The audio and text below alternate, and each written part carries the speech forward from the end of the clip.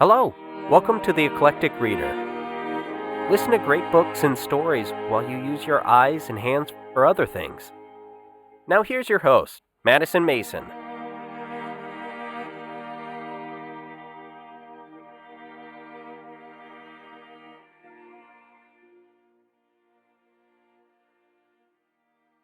The Gray Quarry Boys, Chapter 50, Kiddo. Well, that was near the end of the third grade, and this was the beginning of the fourth grade, and they had been sweet on each other ever since. Now, a year later, they were in the same fourth grade class, and it was the Fall Festival.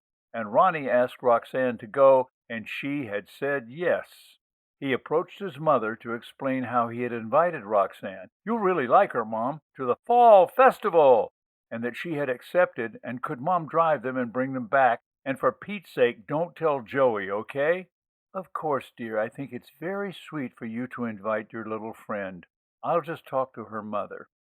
His mom smiled one of her tender smiles and rubbed his crew cut, cupping his face in her hand and giving him a peck on the cheek. It made him feel all warm inside and like a big dope at the same time. He loved the way his mother's soft cheek felt on his. Telephone calls flew back and forth between Mrs. Morton and Mrs. Penninger, with much laughter at the darlingness of it, puppy love, and all that. The affair awoke soft memories in each mom of their own affections at that age.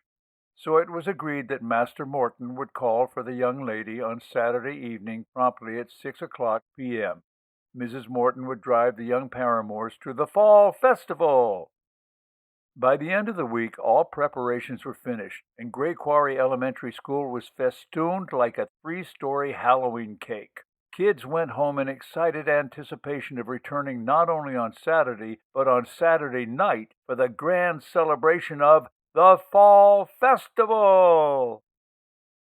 Saturday morning, Ronnie woke early, watched TV over his sugar puffs until around 10:30, then went back to his room and cleaned it top to bottom, even making his bed with hospital corners. His mother, naturally suspicious at this behavior, checked his forehead for temperature. No whining resistance, no being forced, voluntarily cleaning a room. Any mother can see why she was concerned for her son's health.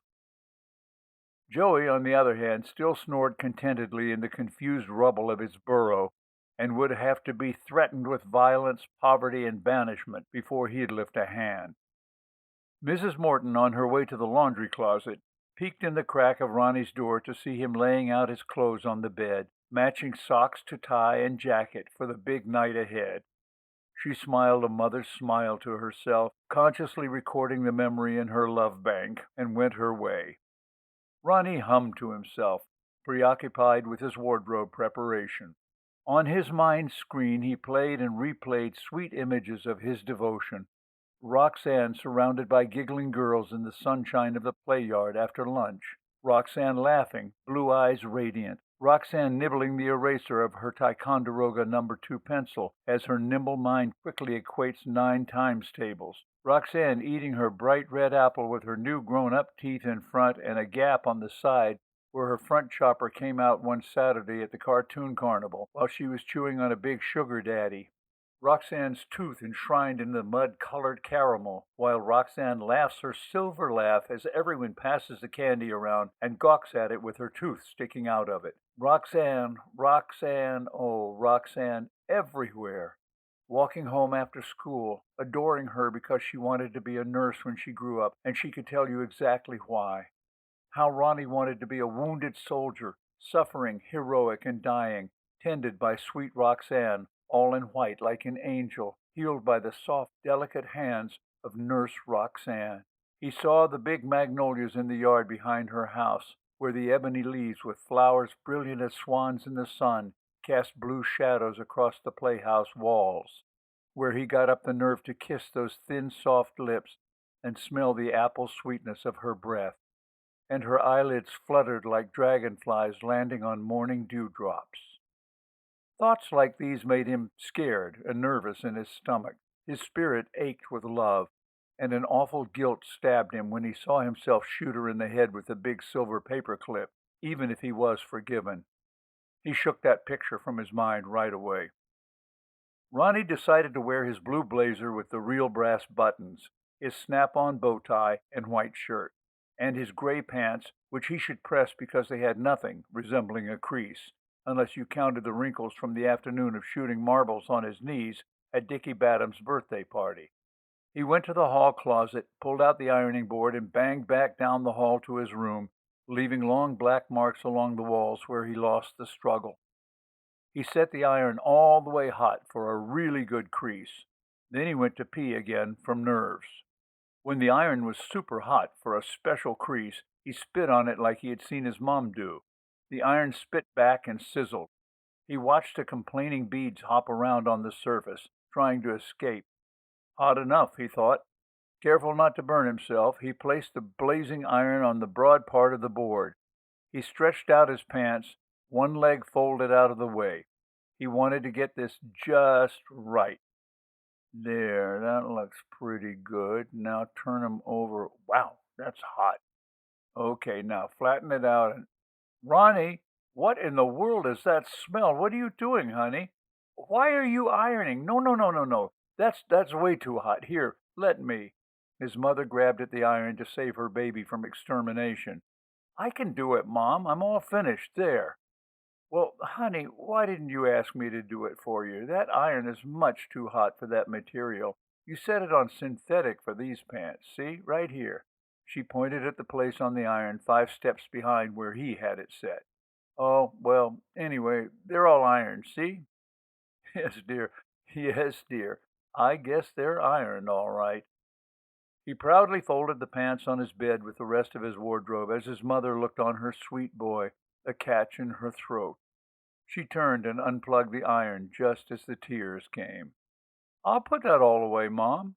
Oh, I'd rather do it myself, dear, but you did a very nice job on your pants. Just please, next time, let me do it for you because, well, I'm your mom and I like doing those things for you. I know, 'cause you love me, right? He hugged her around her waist, hard and fierce. There was no way he could know at 10 years how deeply that little boy squeeze reached into her being. Yes, because I love you. She gently rubbed the bristle that covered his hard little head. Late that afternoon, toward the end of his paper route, Ronnie began thinking again of his first date, and the butterflies started and wouldn't fly away. He felt like he was going to throw up when he walked into Fleeman's pharmacy to give Dr. Fleeman his Sentinel. Hello, Joe. What do you know? Dr. Freeman had a repertoire of lines that hadn't evolved since World War II. He swabbed the surface of the marble counter around the silver soda spigots and grinned. Ronnie handed him his newspaper and set several other copies in the rack at the end of the counter. Just got back from a vaudeville show? Yeah, I guess, Ronnie mumbled feebly. What's the matter, kiddo? You're not feeling too good? You look a little green around the gills. Dr. Fleeman eyed him with misgiving born of years of experience in treating ailing kiddos. He had a special pharmaceutical radar. My stomach doesn't feel so hot. You go to the John today? You have a BM? I don't remember. Ronnie couldn't recall. He never remembered about that. Tell you what, sit down and let old Doc take care of you. I've got just the thing for a sick kiddo like you. Ronnie climbed up on a silver stool and leaned his elbows on the cool marble of the countertop as the white-haired doctor went to work. He watched him take a dropper from a small blue bottle and drip a few drops in a paper cone in its silver cup stand.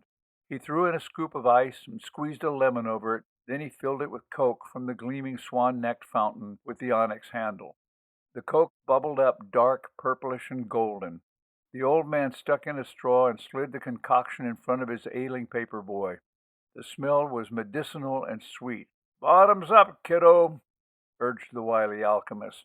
Ronnie took a large pull at the straw and felt the cold liquid swirl in comforting eddies around the walls of his ailing stomach. He felt better immediately. He sucked down the rest of the drink in nearly one slug.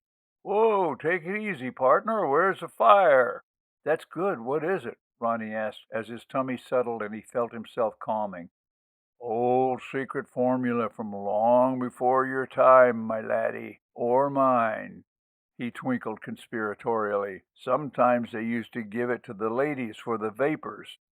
Very old recipe, ancient. Spirits of ammonia. Know what that is? Yeah, my mom uses ammonia for the laundry. Not the same, McGee. That's poison.